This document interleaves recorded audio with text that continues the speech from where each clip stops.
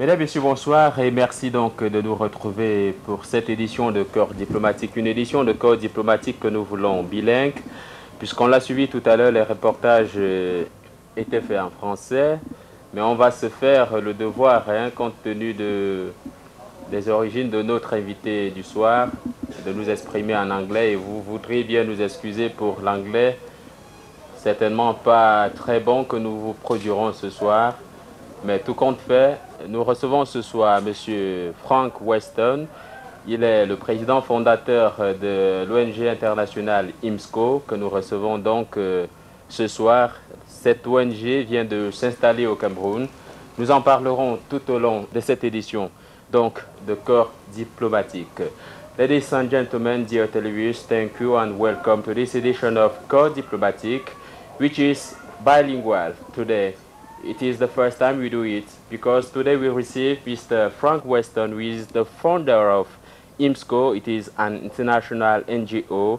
And Mr. Frank Weston, good evening and welcome. Thank you. And you are not alone, you are there with Mr. Isumba, who is the resident of IMSCO in Cameroon.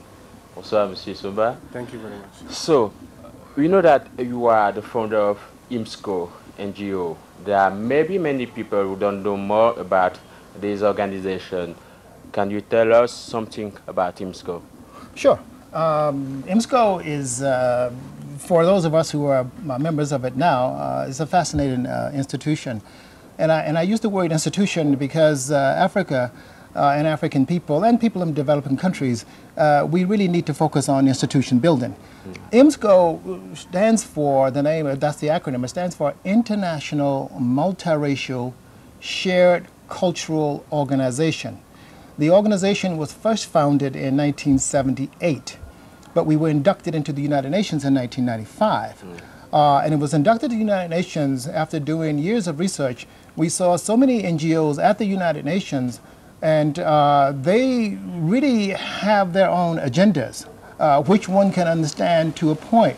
But I found that of all the 1,644 NGOs at the United Nations, that African people and people of color were getting very little representation whatsoever. In other words, I think that many of the NGOs really are trying to help developing countries too much. And I say that they're really helping them to death in some areas.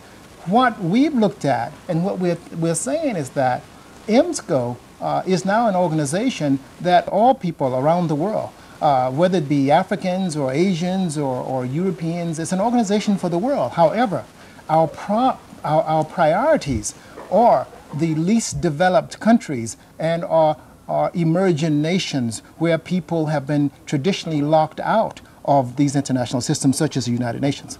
So, is there any other reason for which we decided to create IMSCO in 1978?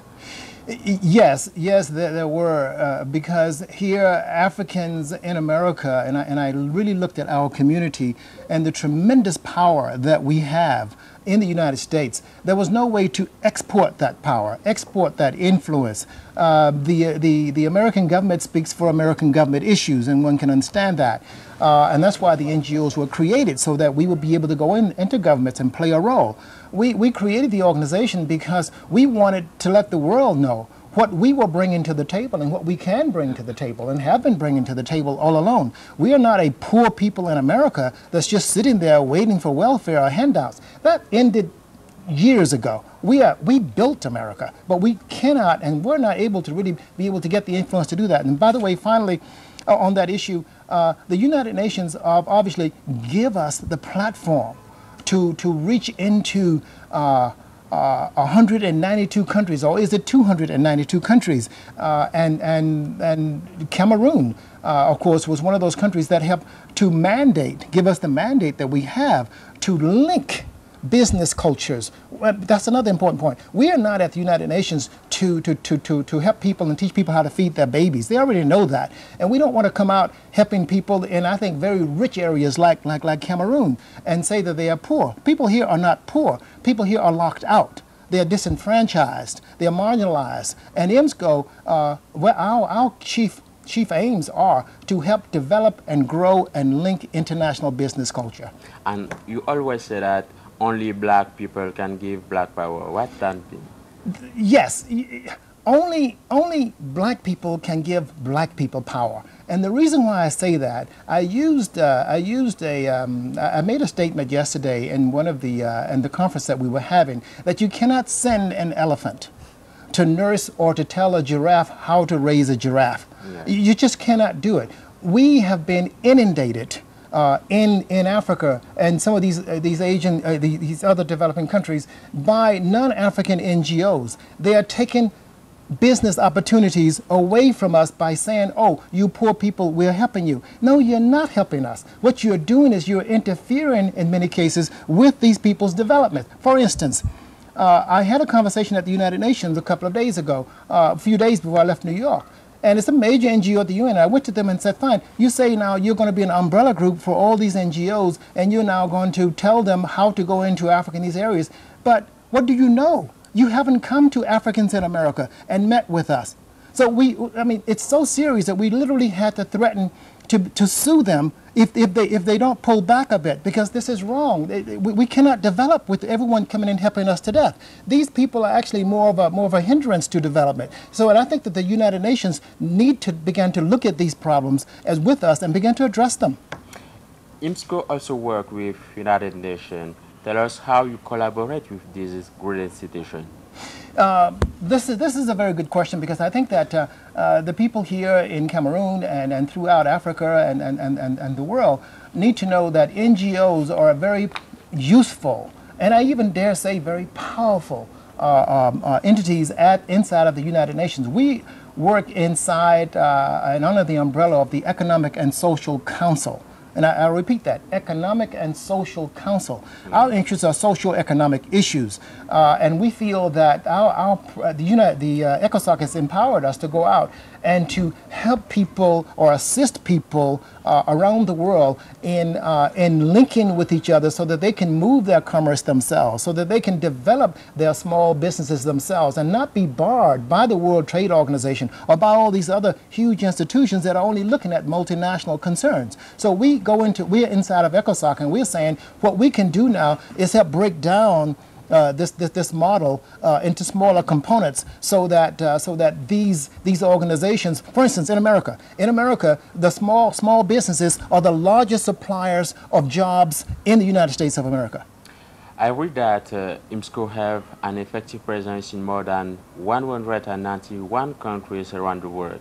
In which domain do you work in those countries? We have individuals. Let's understand. IMSCO is not as a giant such as the wonderful organization at the United Nations we call UNICEF. No, we're not UNICEF. What we've done is we've tried to miniaturize our organization, because we haven't got the money that many of these big organizations have. So people work from inside of their homes. They work from their cell phones. We're scattered throughout Central Africa here. Zimbabwe is one. Congo is another. The Sudan, Egypt, the Nubians, and Aswan is the group that we're looking at. So all these groups are out there. They are our eyes and ears and hands, and they're beginning to move goods and services between each other. This is really what it is that IMSCO does inside of ECOSOC, and how we're reinventing the wheel.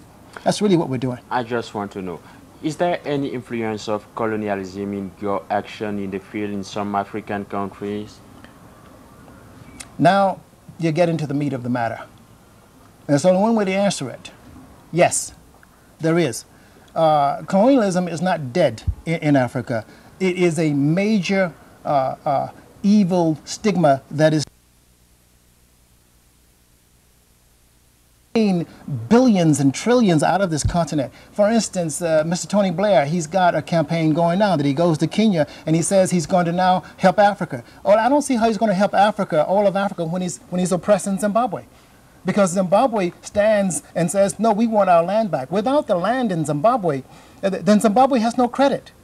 Without the African people in Congo and other places here in Cameroon having direct control over their wealth and knowing how much oil is actually leaving the ground from the wellhead, of course it's colonialism, and we must cut it off. at the head. It's killing us. This is the 21st century.